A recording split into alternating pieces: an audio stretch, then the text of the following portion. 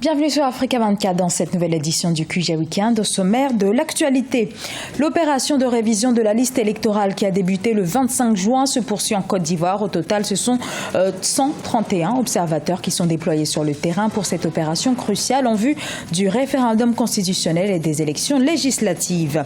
Au Bénin, la pétition internationale pour la paix dans le monde lancée le 7 juillet recueille de plus en plus de signataires.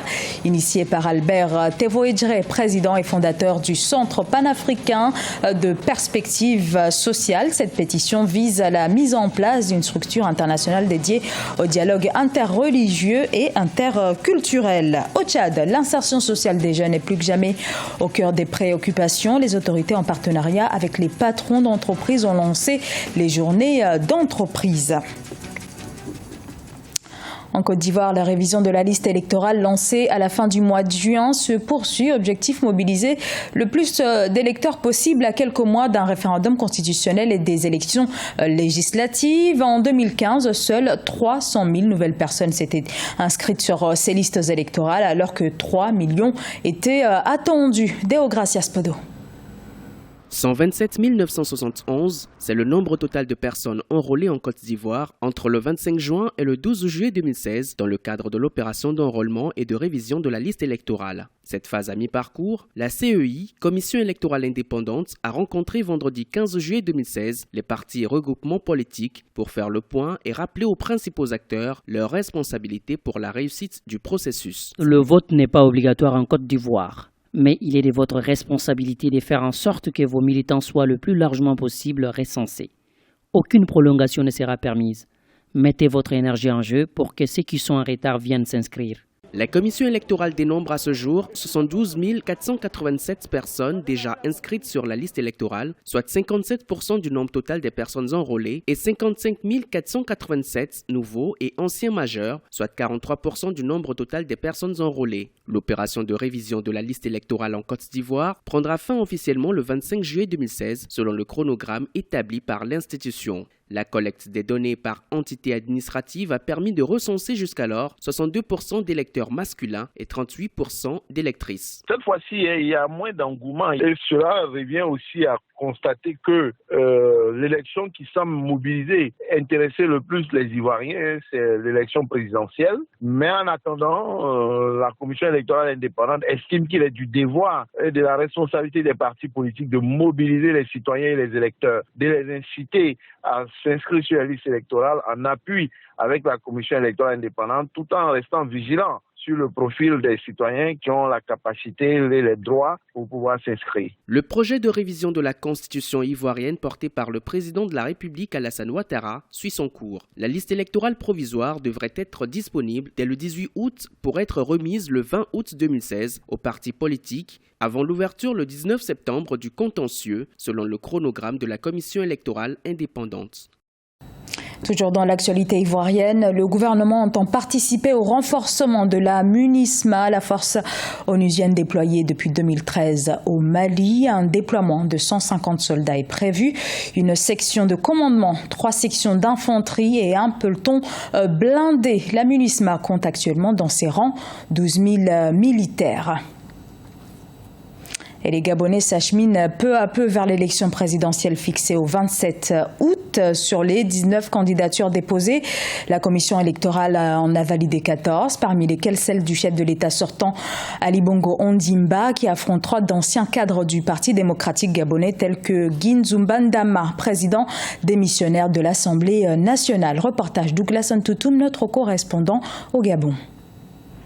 14 dossiers de candidature à la présidentielle du 27 août 2016 ont été retenus sur les 19 examinés vendredi à Libreville par la Commission électorale nationale autonome et permanente. Parmi les dossiers retenus, il y a celui de Jean Ping, Guinzumba Ndama, René Ndongzima, Casimir Oyemba, Paul Mba Abessolé et celui du président sortant, Ali Bongo Ondimba, qui a été voté en plénière 5 voix contre 3 conformément à la loi électorale.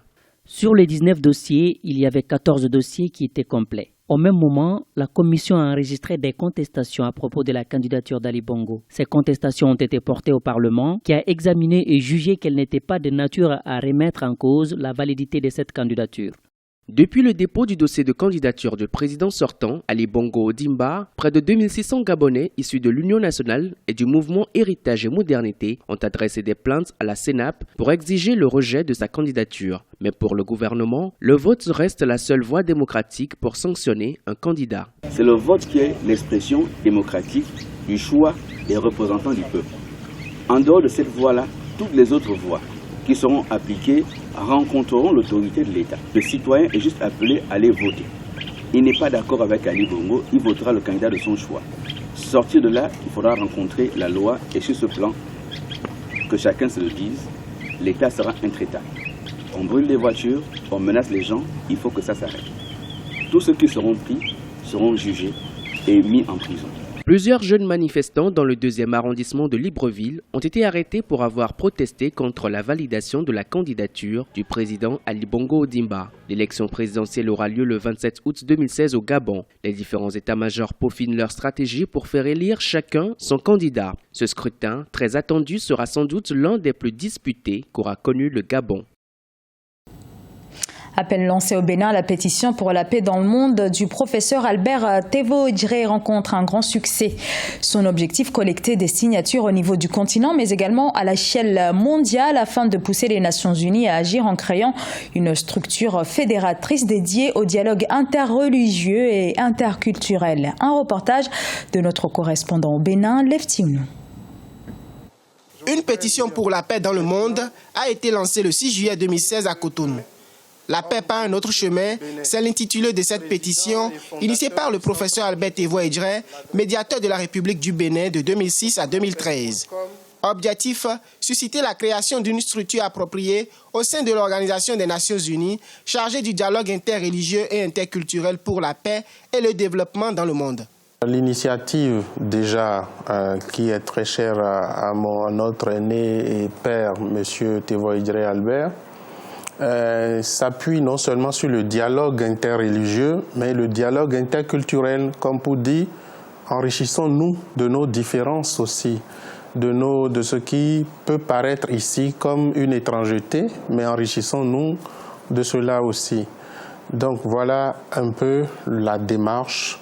Et on en a fait une pétition parce que derrière cela, il fallait mobiliser. Il faut mobiliser un nombre important. La pétition a recueilli les signatures de plusieurs personnalités de différentes religions et cultures. Mues par leur détermination à agir pour mettre fin aux guerres et tueries et instaurer un climat de paix dans le monde, ces personnalités ne se sont pas fait prier pour accompagner le professeur Albert Tevo-Idjré. Et dans la dynamique de répandre et vulgariser la pétition, une série de mesures ont été prises par les initiateurs. On en est à construire et à améliorer le mécanisme de collecte des signatures. Donc on est principalement sur les sites, sur les mécanismes, on va dire, virtuels et les outils de communication contemporains les plus modernes. Et une fois qu'on aurait fini de mettre tout cela en réseau, la structuration de collecte sera faite et à ce moment-là, nous allons nous déployer maintenant vers les gens, à la fois au Bénin ici, au Togo, au Burkina Faso, au Mali, en Côte d'Ivoire. Et nous allons aussi nous appuyer davantage sur des réseaux de correspondants et de relais à l'international. L'état de la signature de la pétition pour la paix dans le monde est en nette progression. Près de 350 signatures ont été déjà enregistrées depuis son lancement. Hormis la création de structures auprès de l'ONU que porte cette initiative, les auteurs entendent aussi porter des projets communautaires et participatifs pour le développement dans le monde. Aussi, ils comptent promouvoir des rencontres entre les jeunes de divers horizons socio-culturels et confessionnels pour faciliter et renforcer les mécanismes du vivre ensemble pour un monde meilleur. Les journées d'entreprise se tiennent depuis le 13 juillet au Tchad. De nombreux jeunes y sont attendus. Au Tchad, près de 68% d'entre eux peinent à trouver un emploi. Reportage Mamat Ramadan, correspondant d'Africa 24 au Tchad. Le gouvernement du Tchad et ses partenaires organisent du 13 au 17 juillet 2016 des journées d'entreprise. Objectif, faciliter le contact entre les patrons d'entreprise, les diplômés sans emploi et les institutions de formation professionnelle. Les jeunes espèrent décrocher des emplois à l'issue de ces journées d'échange. Nous avons les entreprises qui sont là, on va peut-être essayer de parler avec eux si on est plus convaincant. Ce qui est sûr, je suis optimiste, je crois que c'est une journée vraiment très déterminante pour moi. Comme dit Albert Einstein, la vie est comme sur un bicyclette, donc il faut être en mouvement pour être en équilibre. Donc nous faisons des mouvements comme ça. Les entrepreneurs locaux et les chefs d'entreprise ont répondu présents au rendez-vous avec les jeunes sans emploi. Ils espèrent trouver à l'issue de ces journées des compétences au profit de leurs entreprises. Pendant ces 2 jours, nous pensons que nous avons ouvert donc une liste pour les gens pour leur permettre de déposer leur CV.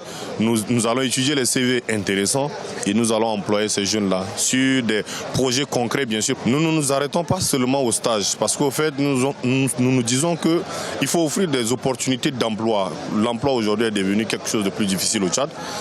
À la fonction publique, c'est plus difficile. Donc nous nous sommes dit qu'il faut offrir des opportunités d'emploi aux jeunes et leur permettre eux aussi demain d'être des entrepreneurs parce qu'en fait c'est aussi ça le défi. Pour les acteurs de l'enseignement supérieur et de la formation professionnelle, les programmes de formation du pays ne tiennent pas compte des besoins du marché d'emploi. Nous avons maintenant 22 institutions de l'enseignement supérieur. Et dans la formation professionnelle, il faut obligatoirement faire la pratique, les stages pratiques. Et dans un stage pratique, il y a un quota. Et si on ne fait pas les stages pratiques, on ne peut pas obtenir son diplôme. Imaginez, quelqu'un qui fait 3 ans, il obtient son ingénieur de travaux, il n'a pas fait du tout de la pratique, mais cet ingénieur-là, il est incomplet, mais il ne peut pas travailler.